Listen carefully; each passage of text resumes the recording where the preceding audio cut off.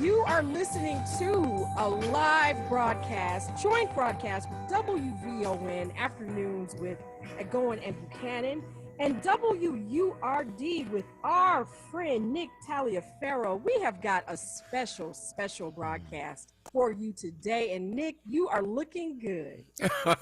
Well, Kim, don't change your glasses, and it is always a pleasure to be in the same room, whether it's virtual or real, with you and with our friends over at WVON. And it is a real pleasure to make the acquaintance of a gentleman of the first order like Atiba Buchanan. Atiba, it's great to meet you, and welcome to Philadelphia. Thank you so much, sir. You are a gentleman and a scholar. Well, ladies and gentlemen, I fooled another one, and so let's keep it going that way. First of all, how's everything going in Chicago? Well, we have suffered a loss, with our station. The founder of our station, Purvis Spann, and the father of our current owner, Melody Spann. So we are trying to weather that storm. But I think, Nick, we're going to do a great job of trying to live up to his legacy. That's all, with shows like what we are about to do right now. This is talk radio at its finest. And I think that's the best way that we can honor him. Well said. It's great to be able to build a bridge between two cities. And trust me, here at WURD, we have walked that ground that you now walk. We lost our founder. And we lost not only our founder, but our first general manager, who is not only a legend here, but who is a native Chicagoan, Cody Anderson. And our founder, of course, was Dr. Walter P. Lomax, Jr. And so we have walked that ground. We extend our hearts to you in empathy, but we stay on the wall, and we continue to do the work, as you said, to hold up the legacy that these great men have left behind for us. Definitely. The call of action, or the call for the day, we want to have this discussion about the real state of education in the Black community. We were having our issues here in Chicago, and I think that most Black communities around the country, when it comes to public education, we're probably experiencing a very similar thing, not getting the resources that they need, the curriculums being a little bit all over the place, just lots of issues with the way in which our children are being educated. But then, Nick, COVID-19 hit, and it threw us all for a loop. And I know Atiba in particular does have a few statistics about what we were looking at here. Absolutely, Kim. I looked at a report by McKinsey and Company, and this was something that they had done nationally, just trying to evaluate the effects of COVID-19 on education more broadly, and specifically in some areas how it hit the Black community. But the one thing that really shook me, it says here, this is back in July of 2021. It says, our analysis shows that the impact of the pandemic on K through 12 students on their learning was significant, leaving students on average 5 months behind in mathematics and 4 months behind in reading by the end of the school year. That's the end of the school year with the lockout. And so the question is, how far behind are our students to date? And then what is the plan to get them caught up? One of the things that we had heard over here in Philadelphia, and we ran into similar things, is that in Chicago, the teachers union, they had some real issues about whether or not to go back into the building. And of course, Mayor Lightfoot, she put her foot down pretty heavily and said, we're going to see some teaching being done. And so what is the current state of affairs for you in Chicago now? Well, you know what? I think that's the perfect segue into our first guest, because we do have Karen Peterson on the live line with us. She is a fourth grade teacher from Beidler Elementary on the West Side. She's a veteran educator. She is with the Chicago Teachers Union that you just mentioned. And she's a veteran educator who successfully brought, now get this, Nick, she successfully brought the Black Panther Party curriculum to her school. Have mercy. And throughout her career, she has been passionate about equity, peace, and justice for all students and staff. Karen, we are so happy to have you join our joint broadcast, WVO and WURD today. And to Nick's question, what is the state of what is going on with the Chicago Teachers Union? And also give us just a little bit of a background of how you all dealt with COVID-19 originally. Thank you so much for that beautiful introduction, and I would like to say it is an honor to be with you all today. I am thoroughly glad to be here and to speak on these issues. There has been so much going on. COVID has hit us very, very extremely hard, and that's an understatement. The children and as well as staff has gone through trauma, just dealing with this, with the loss of family members and several family members, and seems like you just want to just go on as business as usual, but it's not, and you can't do that. You shouldn't do that, I should say. We've had a lot of issues with curriculum. I know you stated with curriculum, and we're trying to get the curriculum going, but it's just very hard, and sometimes you have to really have inner great strength to keep it pushing. So we have restorative justice in our school, and so those are some of the help that help our children to keep on persevering through stuff. I would say the testing as another entity has also been is business as usual. Mm-hmm. And what you have to say to the children, we can do it, we can pull through it, we got this, and just keep on comforting them, because that stresses them out, and they want to do well. And I've had remote learning last year. I was blessed enough to have our third graders as our students as third graders, and I was blessed enough to have them again as fourth graders. So that was an added blessing to really have a good relationship with our students, to let them know I am here for you. Whatever you need, we're here for each other. And so I am grateful for that. So that's one of my blessings, to be their teacher for 2 years in a row during this trauma and the pandemic. Wow. If I might, and it is a pleasure to meet you, ma'am, but from over here in Philadelphia, I just want to say to you how what a gift it is to hear a teacher say that I am blessed to retain a relationship with students 2 years in a row, because all too often you hear teachers saying at the end of the year, thank God they're gone. I hope to never see them again. And to know that you feel blessed to be able to retain that relationship gives us hope for the future. I'm going to cry when I'm trying to get, I'm so honored, I promise you. I'm trying to give every last bit of what I have to these babies. You have no idea how much I appreciate that I have them again. And that's what we all need. We want to just shoot them off and send them to the next year. I wish I could have them for another year to really just up the game with them. And so I am very blessed to be here. My mother was a teacher. My grandmother was a teacher. I have 8 aunts on my mother's side. 8 aunties on my mother's side, and 6 of them were teachers. So I really am blessed to be a teacher, even though we're going through some hard times. But I'm so grateful to have this chance again with my baby. Well, Ms. Peterson, it is always encouraging to me whenever I hear a teacher refer to the children as babies, or more specifically when they say my babies. When they put that ownership on it, that the kids are in great hands. That said, I am concerned about the gap that we saw with the lockdown year and the virtual learning. Are you seeing that in your classrooms today? Are you seeing a deficit? Are you seeing kids that are, normally we have a lot of kids that on normal circumstances don't read at grade level. Have you seen that be worse, or what has your experience been? Yeah. So with remote learning, it was difficult because the kids were just thrust into remote learning, right? And so if the babies didn't have, a perfect home life, and so you see them and just doing stuff, and they're not used to just sitting at a computer online.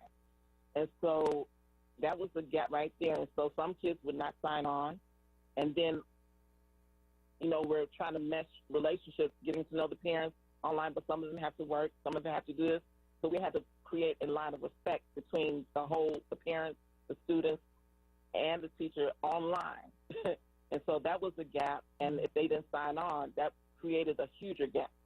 So then when they were thrust into the hybrid situation, some of them were in the class, some of them were at home, and so that just made the gap even bigger.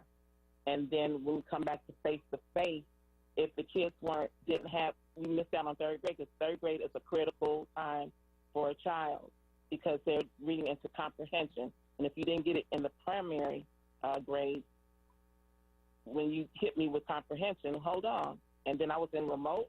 I wasn't online all the time. And so some of the kids, we were told you have to have grades for this, grades for this, grades for this. And then they found out, no, we're just going to push them along. So they didn't have that summer school to get back where they wanted to get because everybody was just pushed along. And now we come into fourth grade. And so if you don't have the curriculum, you don't have all of that, then we're, furthering that gap or whatnot. But I'm making it my business, trying to do grants and stuff to get books in that we need so the babies can read, more at home. And I'm even taking our time on Saturday to, if you need help, I'm here for you. So the gap was significantly increased with the pandemic. And when we talk about gap, we are talking about where the students and the children need to be, where they're expected to be. Mm-hmm. But the one thing, the elephant in the room, everyone, there were some children that were learning. There were some, and what we're finding is that it's along racial lines once again. Can you just tell us a little bit more about why it was, more of a gap in the African American community than from what we're hearing about in some of the schools that are majority white? I would say, like, if you tell a lie, you keep on telling a lie, you don't want them to know the truth, that's what's happening.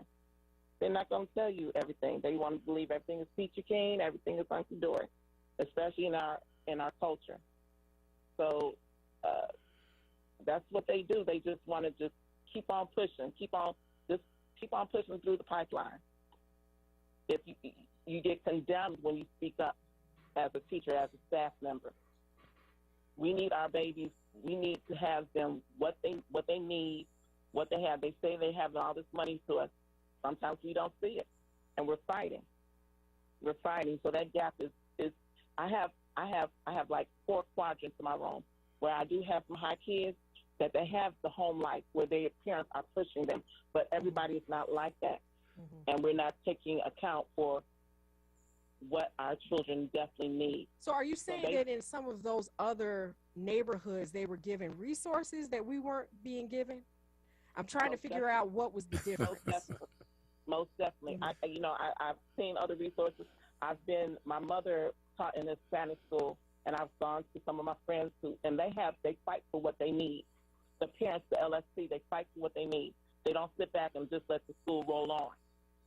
But if you don't have a complete backing where people are saying, we need this, we need that, they're just going to let it go. So, if you don't put it out there, it's going to happen. Ms. Peterson, and so we need our parents to speak up and speak out.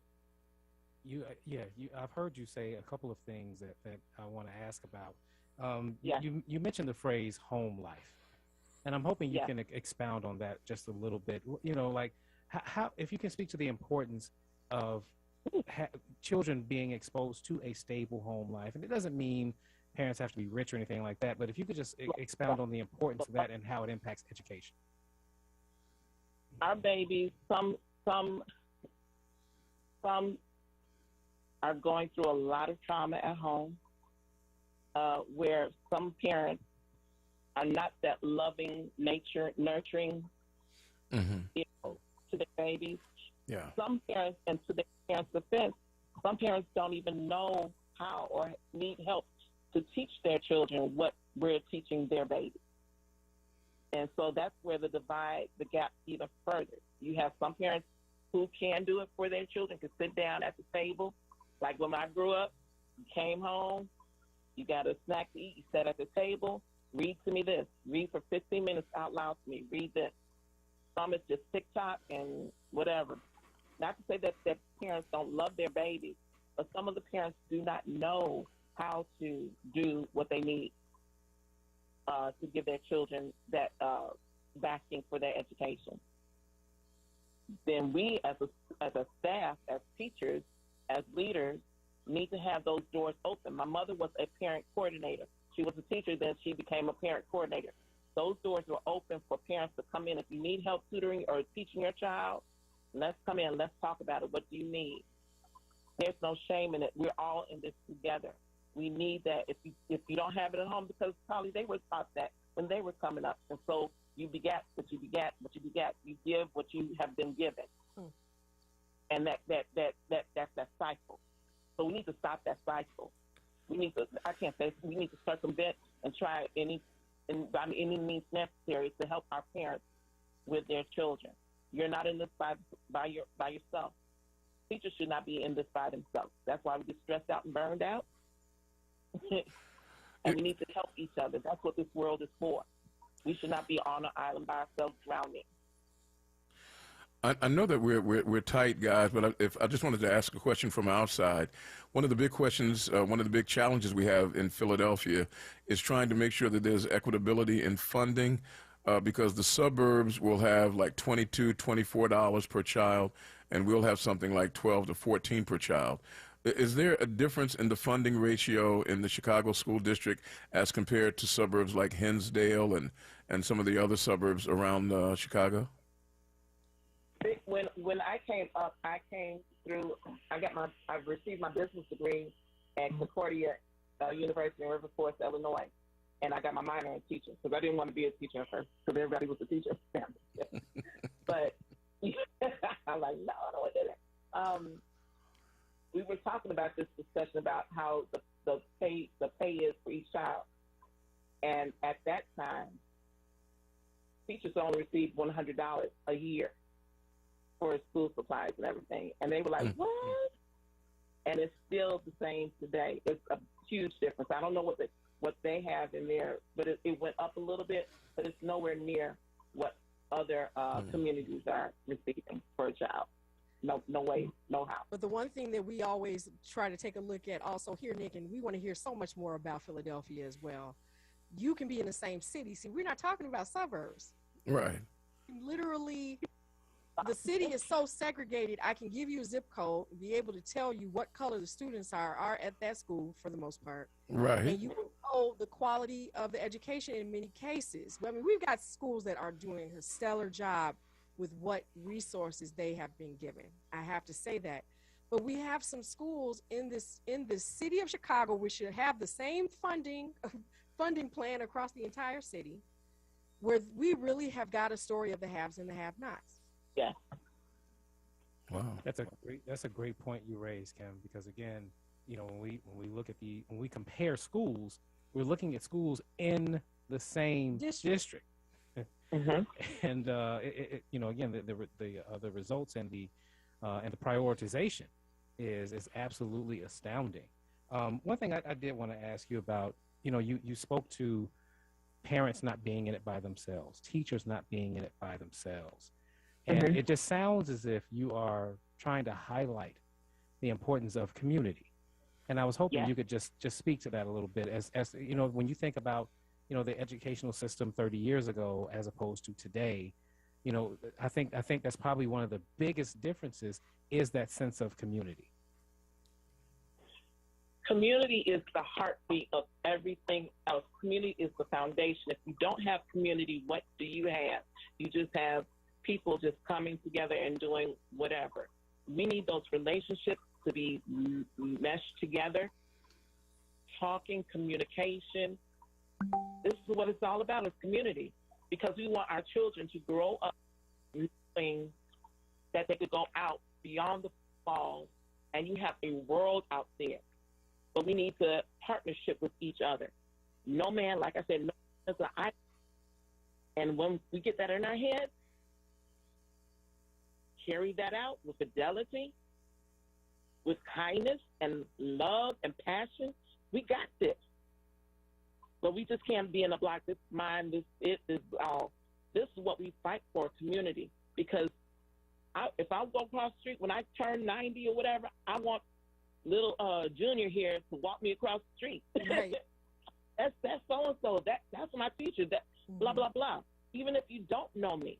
And I tell my kids daily, I fight for you. I don't do the bullying thing. I fight for you. If I see you out in the street and somebody's coming after you, I'm going to come after them.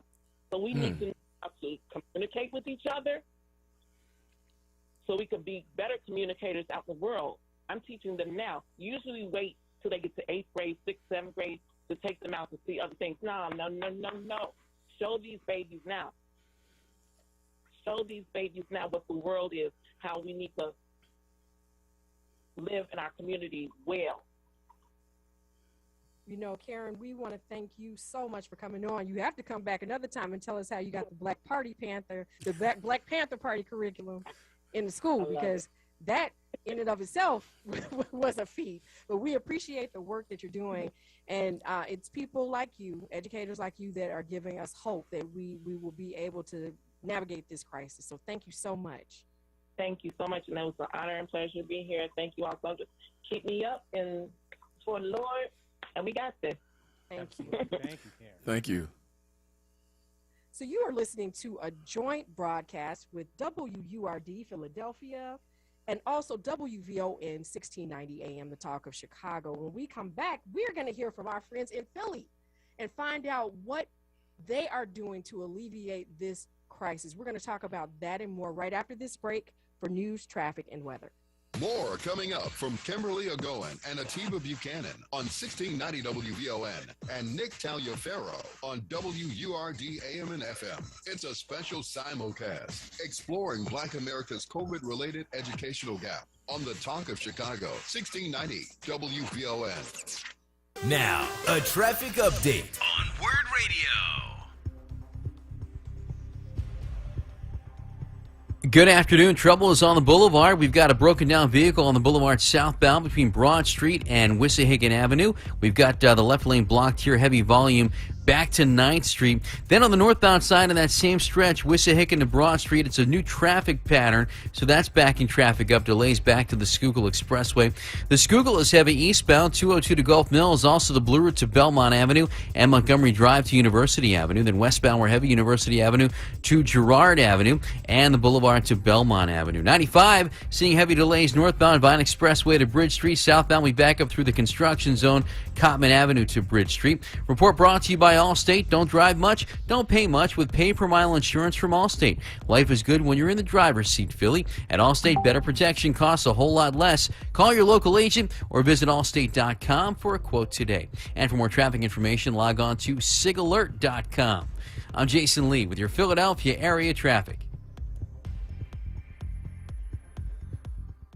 At Independence Mission Schools, it is more than what you learn in the classroom. It's about the person you become. A focus on character development and personal responsibility is central to our approach in student success. When you enroll your child in one of our 14 Catholic schools, they'll experience strong academics and engaging extracurricular activities, grow spiritually, and learn lifelong values, all in a healthy, safe, and loving environment. With financial aid available for all, IMS is more affordable than you think and will change your child's future. To learn more, visit enroll at ims.org. That's enroll at ims.org. When a student lacks some of the most basic needs, like food, clothing, and school supplies, it can be challenging to even attend school. it can be hard to study, tough to concentrate, impossible to thrive. At Communities in Schools, we address this issue every day.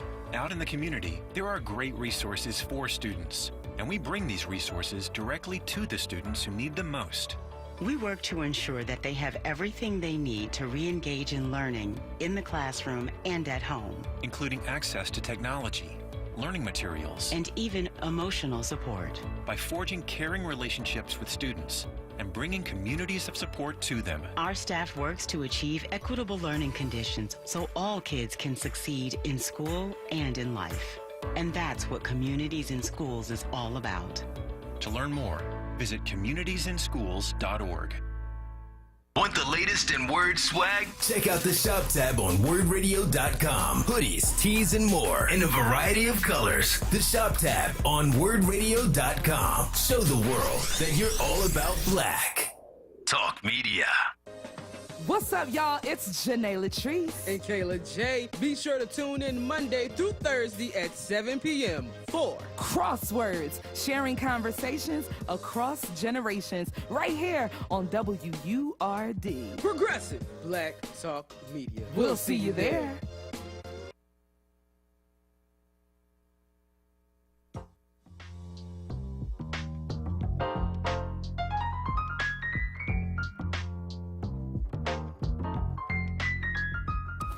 You're listening to WURD Radio, 96.1 FM and 900 AM WURD, independent black media.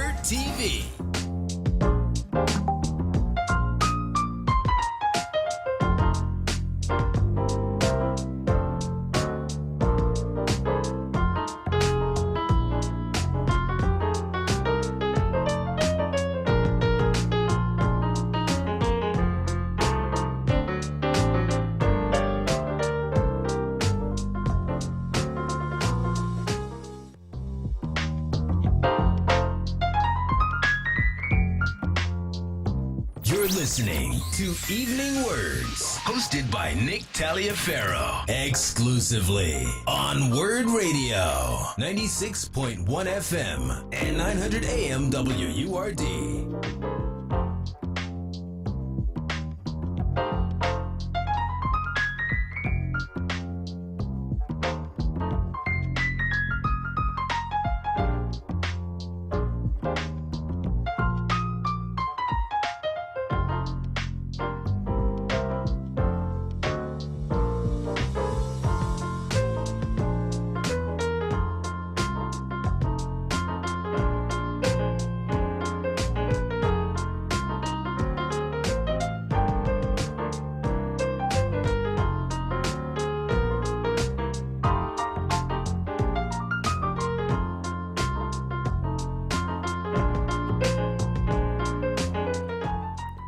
While we wait, WURD family, just to remind you that Level Up is back for 2022 in partnership with KJLH in Los Angeles.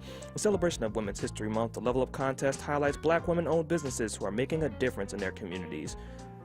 Nominate your business or one of your favorite Black-owned businesses, and the winning business will receive a grand prize package value at $5,000. You can be among the 5 finalists who will be featured in a special Shark Tank-style pitch party where the winner will be announced. Deadline for nominations is March 18th. Visit wordradio.com/levelup to nominate the best of the best in Black women-owned businesses.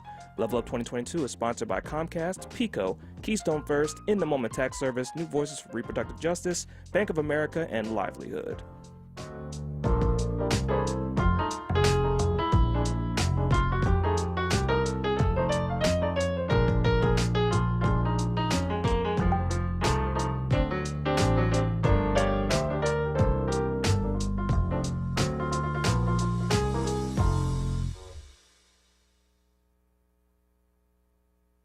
To WURD Radio, 96.1 FM and 900 AM WURD, independent Black media.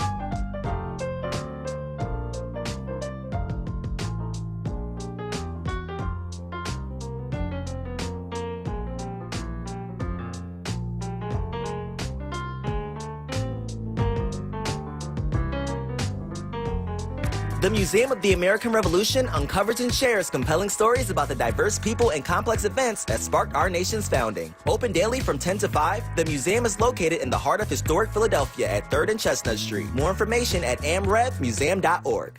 WURD TV.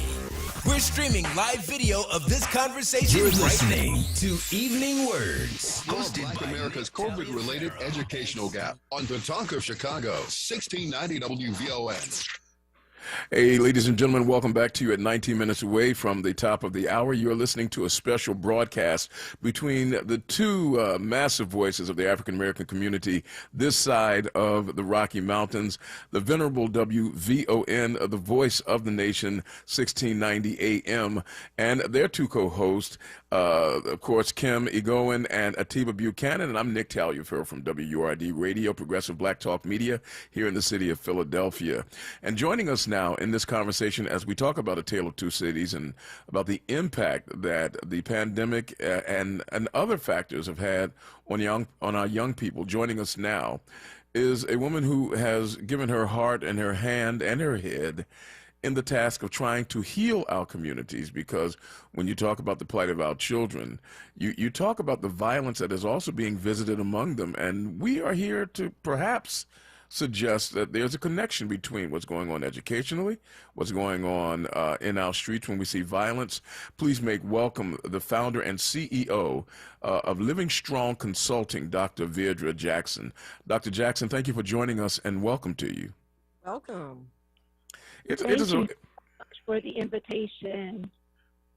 It is a pleasure to have you on board. You're in the company not only of WURD, of course, but also with WVON. Kimberly Egoin and Atiba Buchanan are there, so you might get questions from any particular angle as we talk about what's going on with our children. Now, you know, most people, Dr. Viedra, and we'll call you that for the sake of familiarity, but most people, when they look at the problems that we're facing in our streets, and they connect them to the problems that we face in our schools, they say something's wrong with these kids, we got to do something with these kids. But you come to us saying that no, we don't need to necessarily fix the kids, we need to fix the system.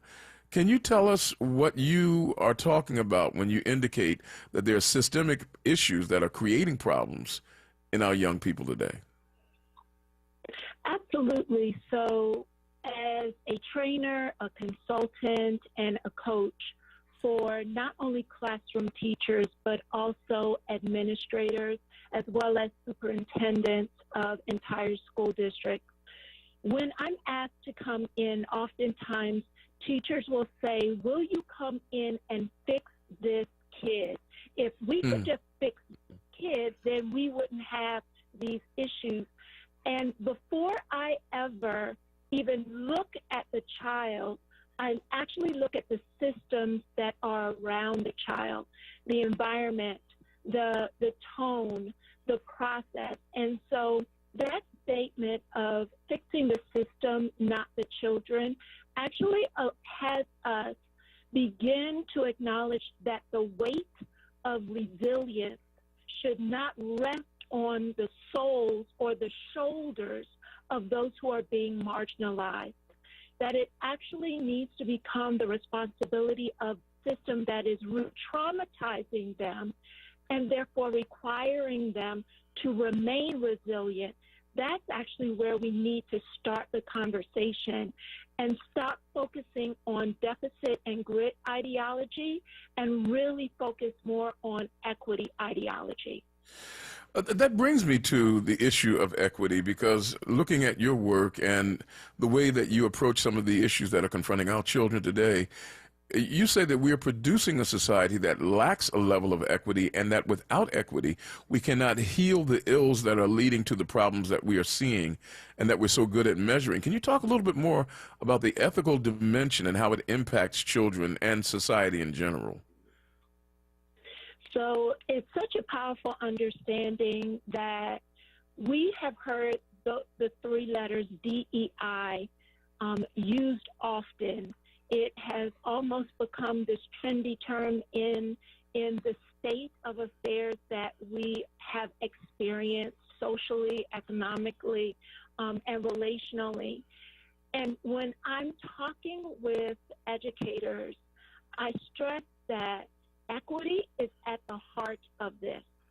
If equity is not at the heart, then we cannot do diversity authentically, and we can't do inclusion with integrity. It has to start with equity. And equity, though, it doesn't start with just the strategy. It's not a magic wand. Equity has feeling to it. Equity is tied to belonging. Equity is tied to value. And if we recognize first, we have to understand as a system, as educators, as leaders, how are we viewing the issues? What lens are we using when we're looking at children who have been experiencing collective trauma? Instead of saying, as both, I know you and I both have a kinship relationship with Diane Wagenhans and her work, and as we talk about the quote, instead of saying what's wrong with you, what happened, it's recognizing that we in this equity work must hold ourselves first accountable for what am I saying to myself about the children and the communities that I'm serving, because equity is first at the heart before it ever becomes a strategy or a practice. Let me just ask this, and I know that my friends in Chicago, that their minds are stirring up as well, and I'll get out of the way and allow that bridge to be built between you and Chicago also. But when we talk about this pandemic and what has happened to children and the lack of resources in schools for children, especially young children of color, and there seems to be a lack of equity when it comes to the resources that have been applied to some of our children. Are we able to augur into the future and say this might yield misbehavior that can result in violence, criminal activities? In other words, are we sowing seeds now with inequity that will lead to violence in the future? So, you know what, Nick, it comes down to brain science. Our brains as human beings are looking for two things at all times: safety and connection. And if our brain does not receive that, find that in authentic, healthy ways, it will try to access it in crooked ways. So if we're talking about equitable experiences in buildings where children don't feel safe, where they don't feel like they belong, or they can't even see proper representation of themselves, it creates an experience of where do I belong? And as your previous participant on the show was just talking about the power of relationships, Dr. Bruce Perry has a quote where children who experience healthy relationships have the opportunity to heal from the traumatic experiences that they are having. And so the power of healthy, authentic relationships feeds what every human being, our brain is looking for two things. It's safety and connection. And so as a system, we must ask ourselves, how are we intentionally creating environments that send the message clearly to children and families that they belong, that they are safe, that they are valued, and that they are heard? And without that, yes, we are going to see behavior that is trying to get it in a different crooked way and maladaptive way, but it's still trying to get after the same thing. You're listening to a simulcast between WURD Radio in Philadelphia and WVON in Chicago. I'm Nick Taliaferro, and on the other side, the Chicago side of things, Kimberly Egoin and Atiba Buchanan are waiting.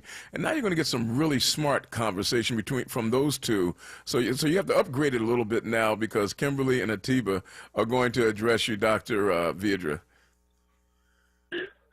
I'm excited. Dr. Jackson, thank you so much for joining us. This is Atiba.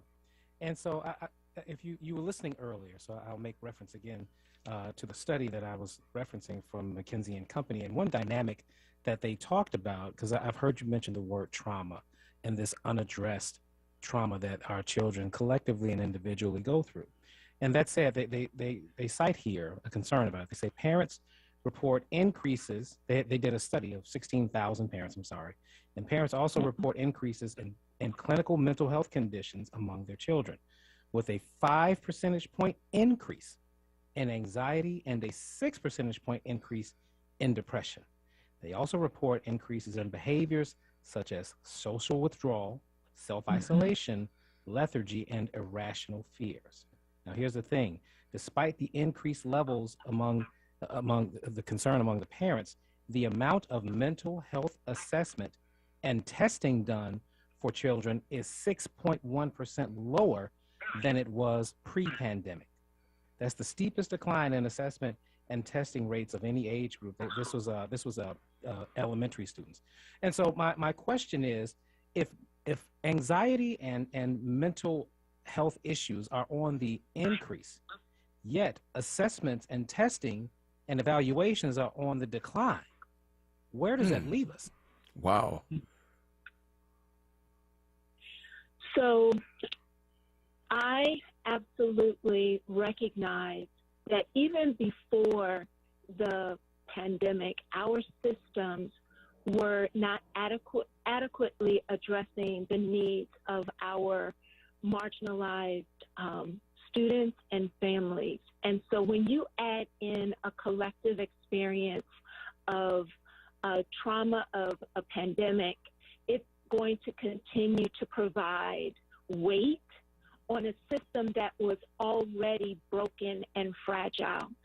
And when I talk with teachers, with administrators, I stress to them that it is not the thing that we do in urgency, but the thing that we do in consistency that will create transformation. Yeah.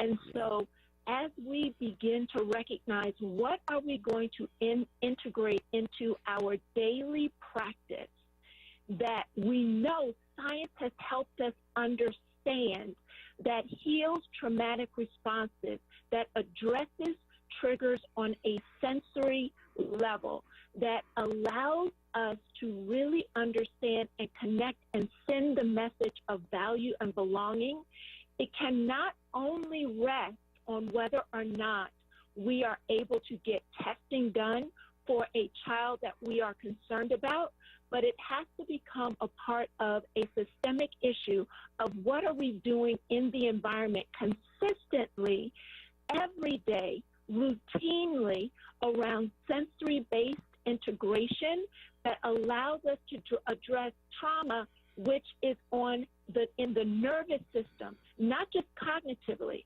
Trauma is trapped in our senses.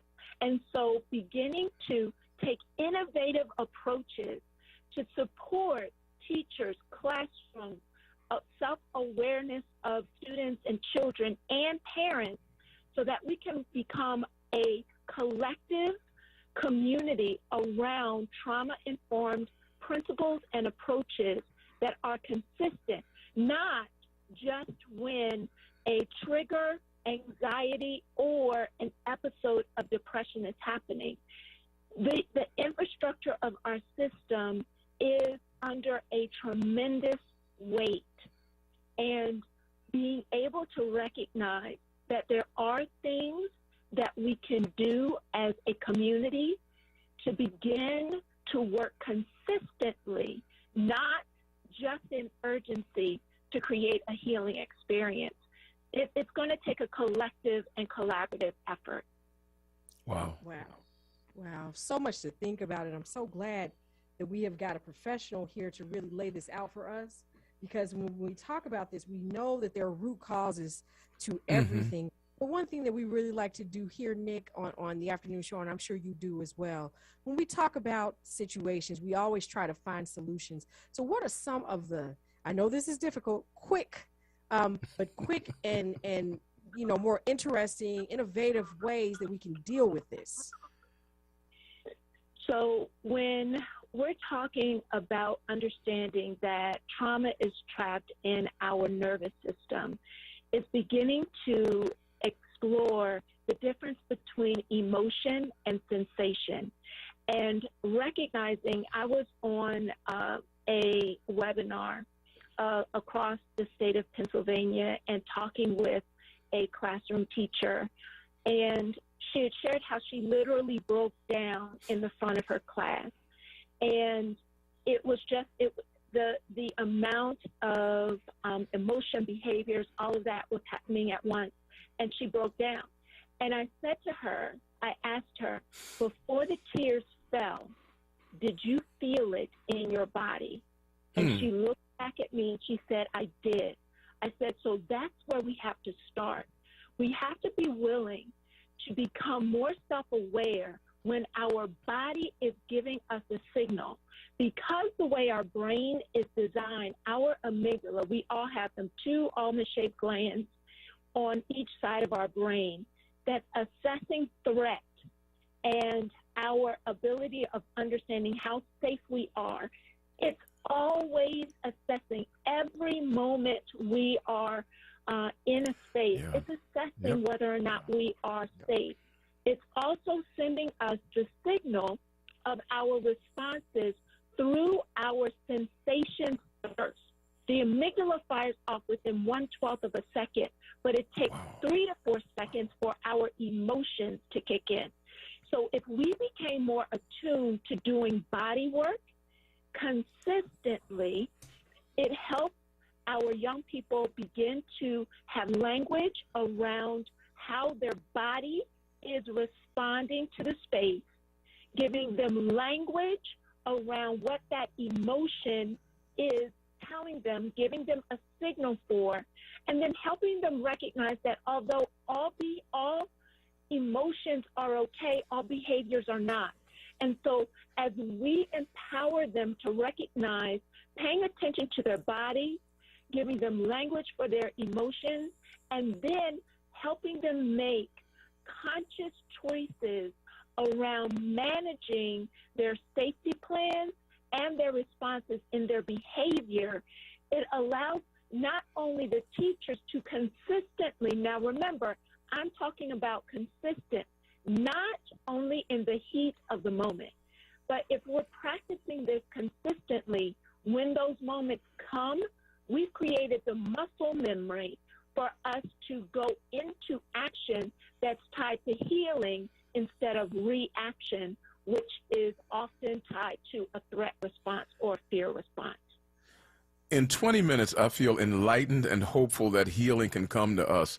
Dr. Deirdre Jackson, first of all, we're deeply grateful for this. How can people follow you online if they would like to find out more about what you do and avail themselves of what you have to share?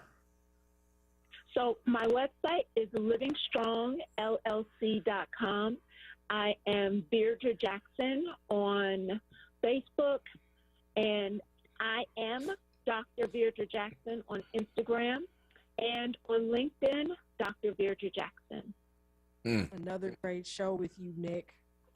Look, I tell you, and look, we will be kind enough to lend Dr. Jackson to people in Chicago, but she stays on the east side. Dr. Jackson, it is a real pleasure. Thank you for all that you do and for spending this time with us here at WVON and WURD. Thank you so much for this opportunity and this powerful moment to perpetuate and to move forward the opportunity to heal. This isn't hopeless, and we are not helpless in this situation. We absolutely still have power. Thank you. Thank you so much. My pleasure. Well, you know what? We want to thank all of our listeners here in Chicago, WVON, and also WURD, Philly, and our listeners all over the world. Nick, you know we've got people all over the world. All over, yes, indeed. It has really been a pleasure once again. Well, do we have another half hour to? Oh, and we do have another half hour. Are we going to take That's my bad. I know, that's my bad. Well, I'm glad we do have more on here. Yep. We're going to take a break right now, and when we come back, we're going to continue the conversation. News, traffic, and weather with Robin Lewis. Did you know that March is National Colorectal Cancer Awareness Month? Colon cancer is the third most diagnosed cancer in both men and women, but for African Americans, 20% are more likely to get colorectal cancer and about 40% more likely to die from it than most other groups. For more information, go to getscreened.org. That's getscreened.org. Plus, stay tuned for more information on our up-and-coming Go to Know campaign for the Word listening audience. Did you know that when you make time to talk, read, or sing with your child, you're helping to shape and strengthen their brains for the years to come? As a father, helping my child thrive is the most important thing to me. Each of us has the power to create a strong start for our children and to help them enter school ready to learn and succeed in life, starting from the day they are born. Visit talkingisteaching.org for free tips, resources, and ideas on how to transform everyday moments into magical moments for learning. Victor deployed for the first time to Afghanistan in 2003. At 4 in the morning, my phone rang. They said, "I regret to inform you that your husband was wounded in action." Victor sustained a moderate traumatic brain injury.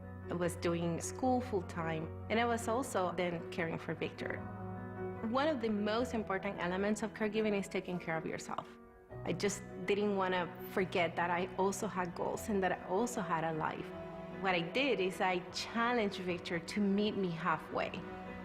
There are almost 6 million military and veteran caregivers across the nation. We have our own journey, and we can fulfill that journey at the same time that we are helping our loved one. Visit aarp.org/caregiving for a free military veterans guide to navigate your caregiving journey and better care for your loved one and yourself. Brought to you by AARP and the Ad Council. Tune in to More Than That with Gia Peppers live this Sunday at 1 p.m. or catch it wherever you listen to podcasts. This episode is sponsored by Kroger. Learn more about how Kroger is supporting our communities at kroger.com/ZHZW. Kroger, fresh for everyone. Celebrate the beloved music of Broadway legend Oscar Hammerstein with a full orchestra, 3 incredible Broadway talents, and Philly's favorite hometown conductor. The Philly Pops presents Hammerstein. The Song Is You, with favorites from Oklahoma, The King and I, The Sound of Music, Carousel, South Pacific, and more. Join guest artists Broadway stars Liz Calloway and Rosina Hill Jackson, and West End star Damian Humbly. Music director and principal conductor David Charles Abell. April 1st, 2nd, and 3rd at the Kimmel Cultural Campus. More at phillypops.org/Hammerstein.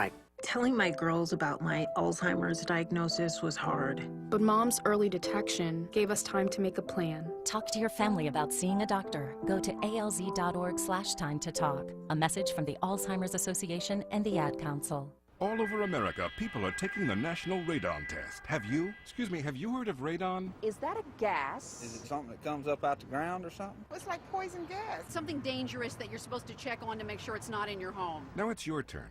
Answer true or false. Radon is a radioactive gas. True, radon is a radioactive gas. True or false? The Office of the Surgeon General recommends that all homes be tested for radon. True, your home should be tested. I didn't know that, no. True or false? Radon is the second leading cause of lung cancer. True. True, I didn't know that. Radon is the second leading cause of lung cancer. Answer true or false. Homes with radon problems can be fixed.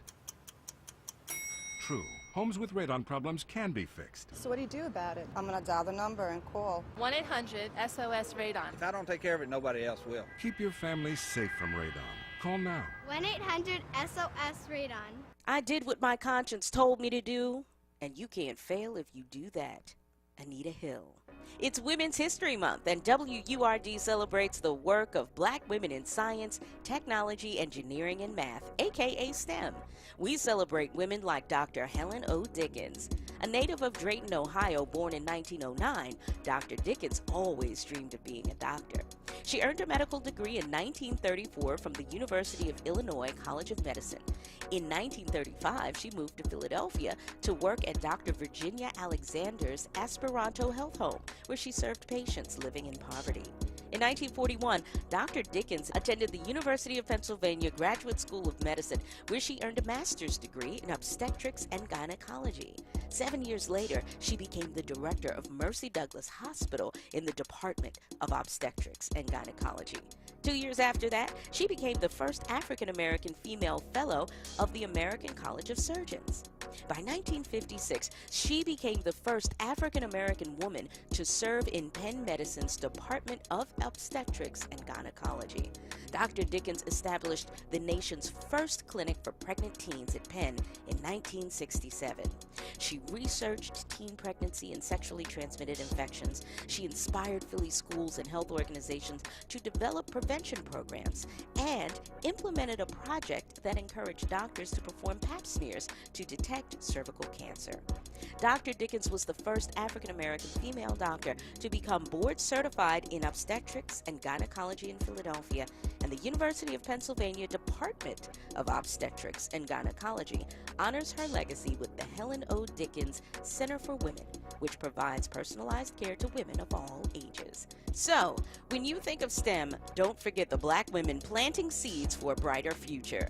This Women's History Month vignette was brought to you by Independence Mission School. In celebration of women, Nina Simone. I'll tell you what freedom is to me. No fear. I mean, really, no fear. If I could have that half of my life, no fear. That's the only way I can describe it. This is WURD Radio, 96.1 FM and 900 AM WURD, Philadelphia.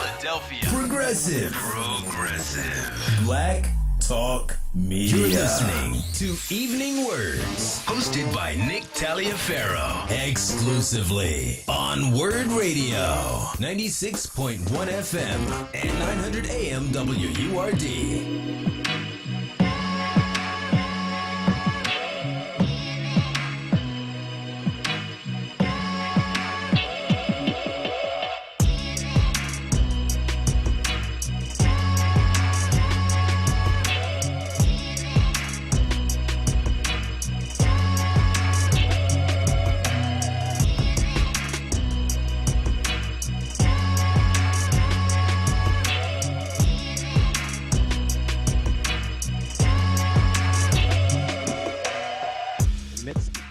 Simulcast with WURD, and we are talking about education in our community, in our communities in these two wonderful cities of Philadelphia and Chicago, and the effects of COVID on that. And we are joined in Philadelphia by our good friend. This is my first time saying your last name, Nick.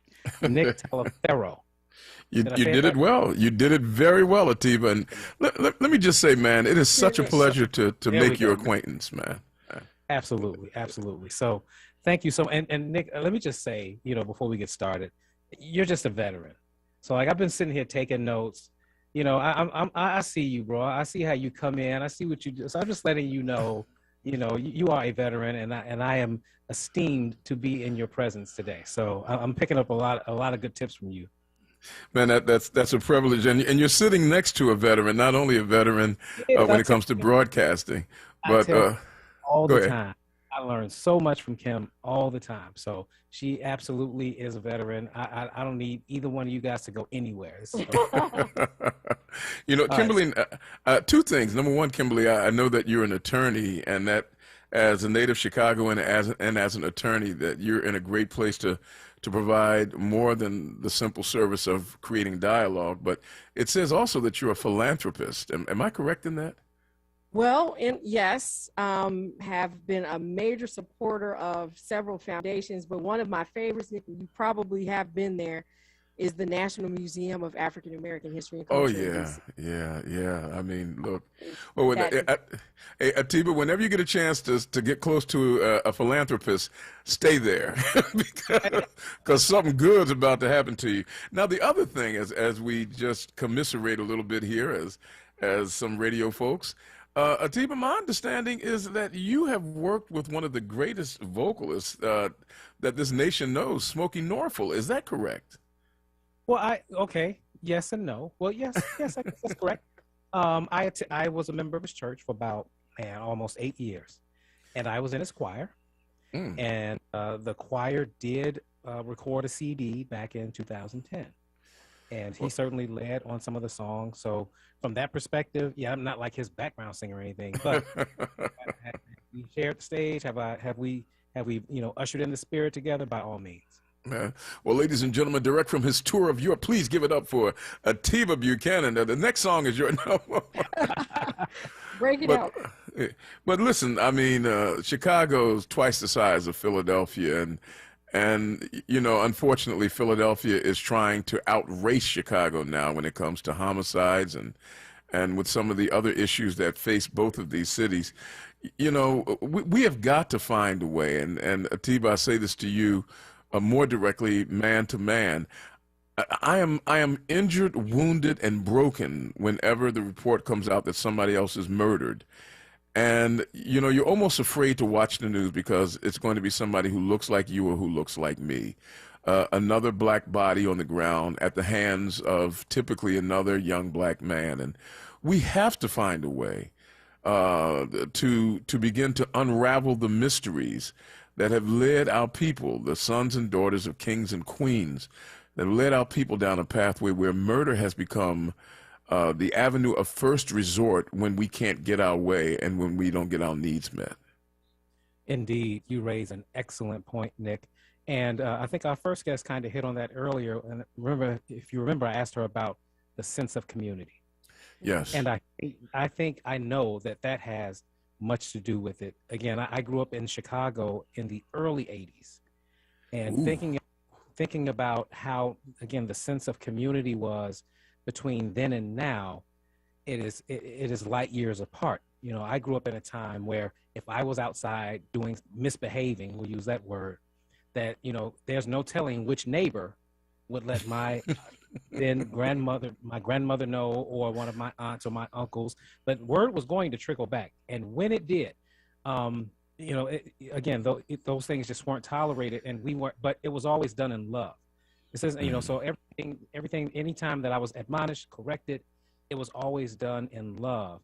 And I think, again, that sense of community, that sense of that we don't have that accountability with each other. I think that is the thing that has us where we are. Couple that with, you know, kids growing up with a lack of conflict resolution skills, and a lack of resources and a lack of things to do. It makes for a perfect storm of what we see today. Wow. You know, Kimberly, we used to say things like, well, one of the problems is the lack of empowerment in the African American community. You know, if we had more black leaders in position, we'd be better off. You look at a city like Chicago, where black leadership has never been wanting, from as far back as Harold Washington to now, you know, Mayor Lori Lightfoot, Jesse Jackson, Minister Louis Farrakhan, not to mention a gentleman by the name of Barack Obama. We've got all of these resources now, and yet we find ourselves sliding deeper into an abyss. Now that we have confronted the fact that, okay, it's not the fact that we lack leaders or we don't have empowerment, and we've got lawyers like you, beside the community aspect that Atiba just spoke of, what else can we put our finger on? Well, you know, having leaders that look like you does not necessarily mean that you're going to get everything that you need or they're going to act in your best interest. It can't be that way anymore. There was a time, I believe, that when we didn't have many black people in leadership positions, we knew who was on our side. And we knew that when we, you know, they really sought out our support. And they sought out our support by being in the struggle with us and knowing exactly what it is that we need. Now, one of the things that people say all the time, Nick, is that we don't have an agenda. And I refute that. I completely disagree with I do too. Because if you look outside your door, we need everything. So how is it that you can say that we don't have an agenda? I think that it's just a matter of there not being accountability, and there not being this this knowledge of really how this process goes as far as getting resources for your community, and how you have to be an active participant at every level. So it's not going to just be the elected official. It's going to be the people who look and take stock of what their neighborhood needs. I mean, the literal nuts and bolts of what we need. And then you go looking to see how you can get that done. There is a role for everyone to play. And right now, I don't think we're all playing our role. Wow. You know, Atiba made mention of community, and community is that structure that allows for a proper use of existing resources and a proper accountability for how those resources get used. Somebody once said, Atiba, that money don't come with instructions. And if you don't have the structure in place, the community structure in place, resources will get wasted and squandered. Now, over here in Philadelphia, we see that happen a little bit all too often, where you have, you know, things coming into the community, but they're not being used well. Is that something that happens over in Chicago also?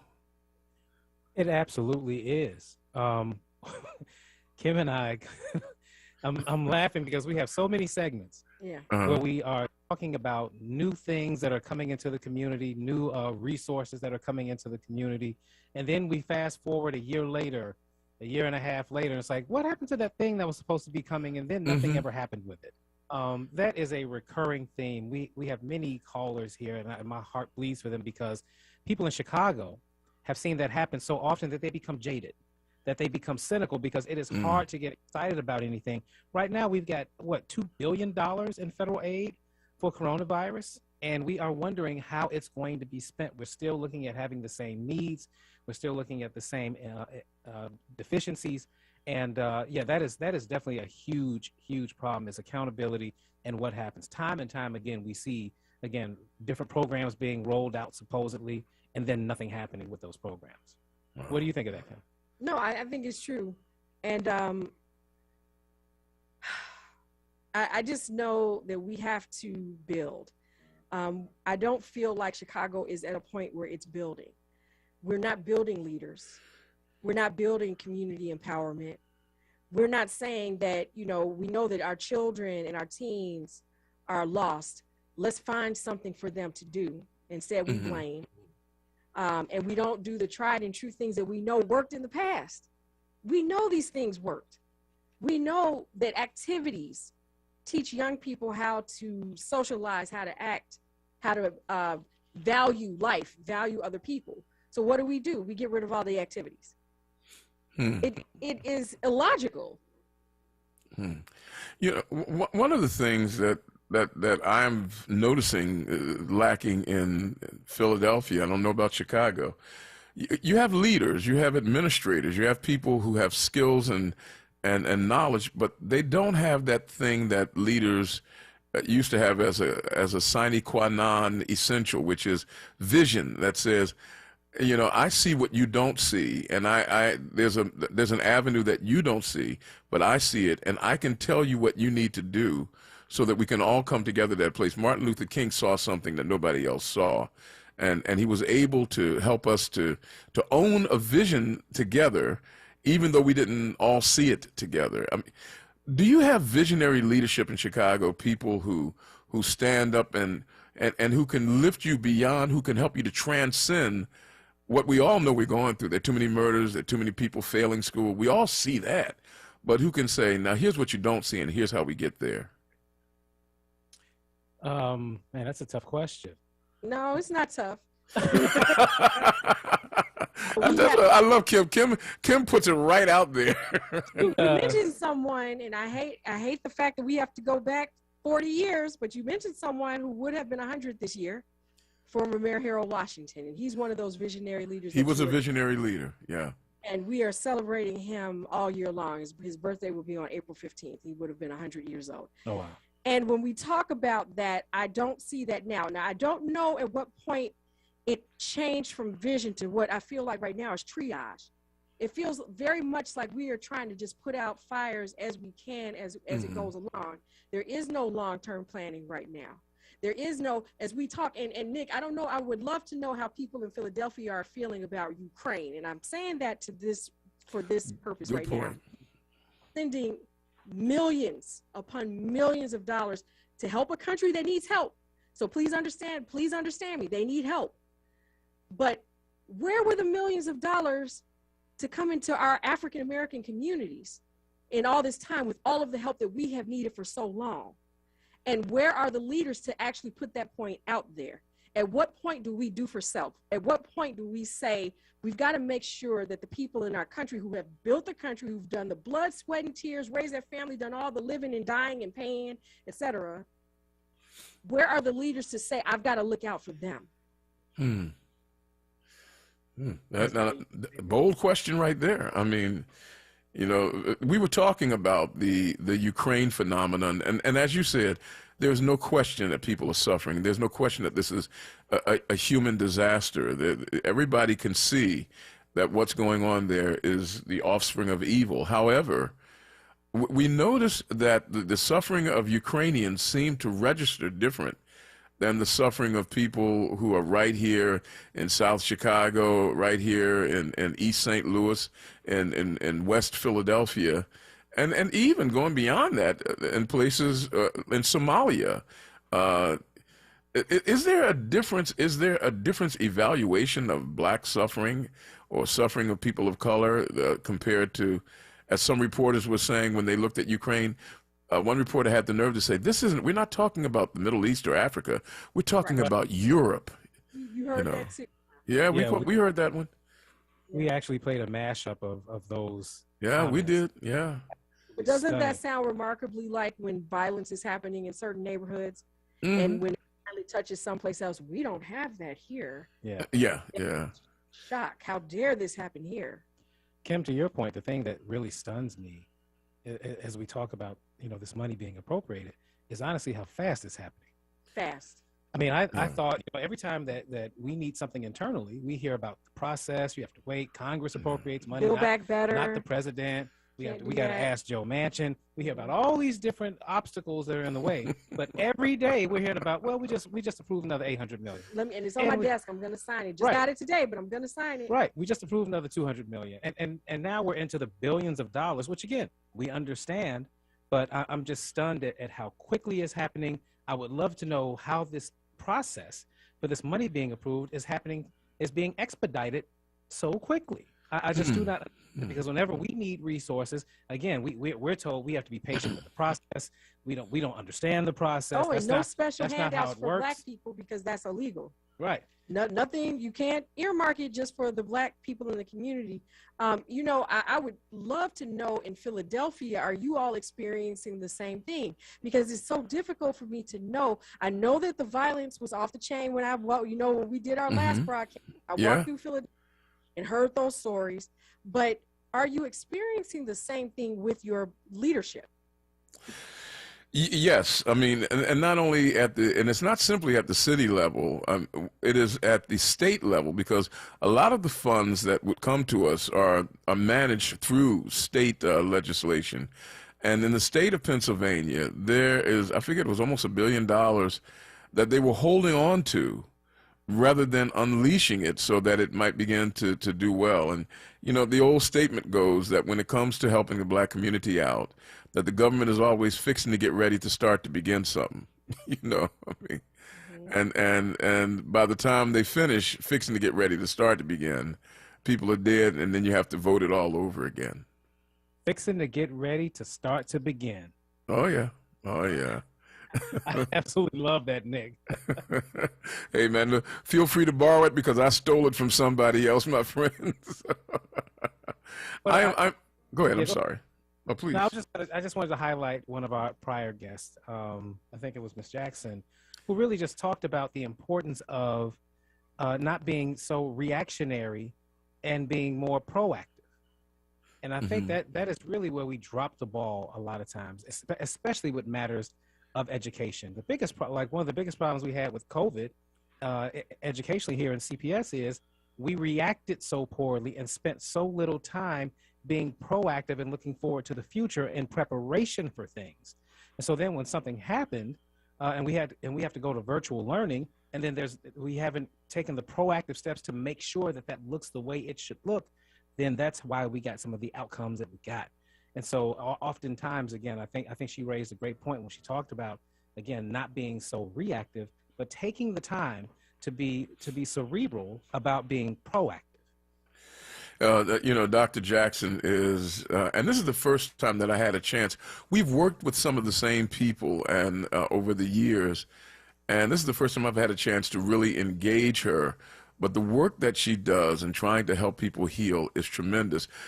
Someone said, a couple of people, Brian House on our Facebook page said, Kimberly shoots from the hip. She tells it like it is. So, Kimberly, you're wrong, Brian. She shoots from both hips with both guns blazing. So, and then Gary Bryant said, man, I love your guests, and I think they're talking about you as well as others. But, I'm hoping that as we go forward and continue to have these dialogues between our two cities and our two programs, that we can begin to lay out some of the solutions that we found, some of the things that we know are working, so that we can begin to enrich the soil where good things are growing.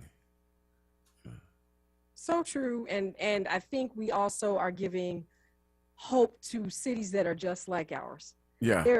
This is not a new phenomenon. This is happening all over, because systemically there is something going on in which we're not exerting our power and using our voices to the degree that I think that we really can. We still have the numbers, we have the know-how, we've got the activists who have done it before, but it's a matter of joining together and being united. And that's one of the things that both of our guests were saying over and over again, this being united is so important when you know who the enemy is, because when you don't, you flounder. I feel like we're floundering now.